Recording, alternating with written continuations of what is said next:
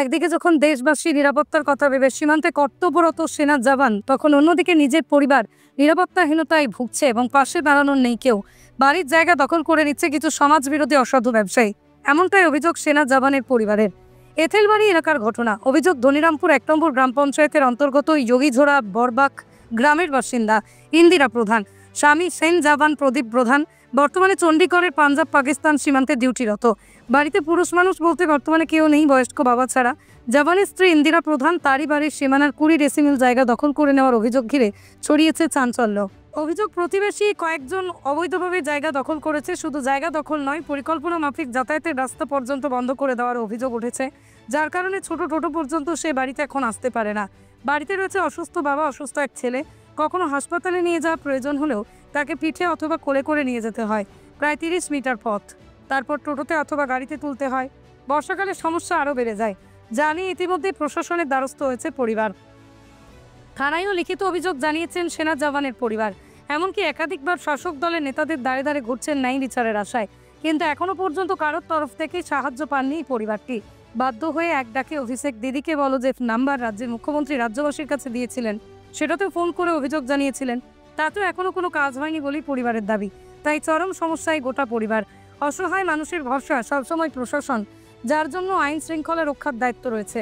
সেই জায়গায় দাঁড়িয়ে প্রশাসন যদি সাহায্যের হাত না বাড়িয়ে দেয়, তাহলে মানুষ যাবে কোথায়, উঠছে প্রশ্ন।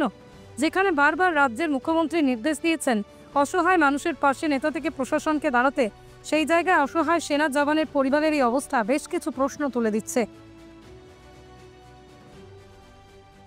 আমাদের সমস্যা দীর্ঘদিন ধরে আমরা যে এই যে জমিতে থাকি, আমাদের নিজস্ব জমি, এটা রেজিস্ট্রি জমি। আমাদের জমিতে আসা যাওয়ার রাস্তা নেই, আমার খুব অসুবিধা।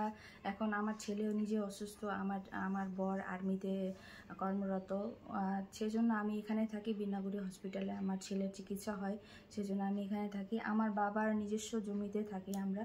এই জমিতে আমার বাবা ডিগ্রি পাইছে। ডিগ্রি পাওয়ার পর থেকে আমাদের যে জমিতে আসা ২ দিক থেকে রাস্তা ছিল, ওই ২ দিক থেকে রাস্তা বন্ধ। আমরা দীর্ঘদিন ধরে সবার কাছে ঘুরে বেড়াচ্ছি, কিন্তু আমরা কোনো সুরাহা পাচ্ছি না। সবাই ভরসা দিচ্ছে হয়ে যাবে, কিন্তু আমরা রাস্তায় পাচ্ছি না, যেটা আমাদের রোজ দিন আসা যাওয়া করতে হয়, সেটাতে খুব অসুবিধা।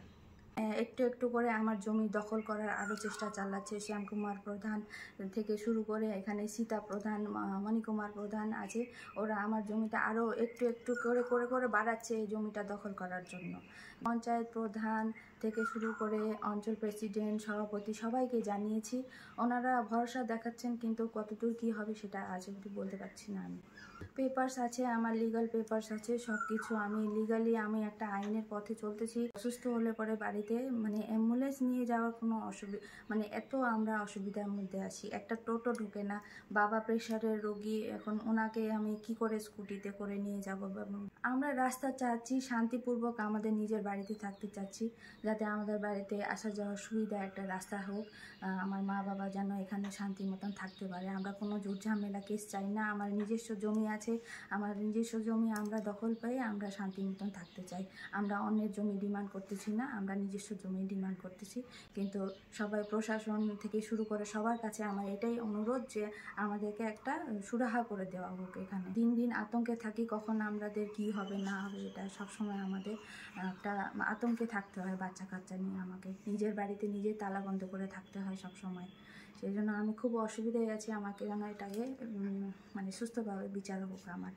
আমি অন্যের জমি ডিমান্ড করতেছি না, আমার এই জমি ডিমান্ড করতেছি।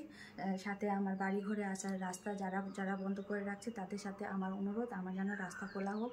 আমার বাড়িতে একটা অ্যাম্বুলেন্স ঢোকার, সাথে একটা ফায়ার ব্রিগেড ঢোকার একটা রাস্তা আমাকে করে দেওয়া হোক, আমার এটাই অনুরোধ।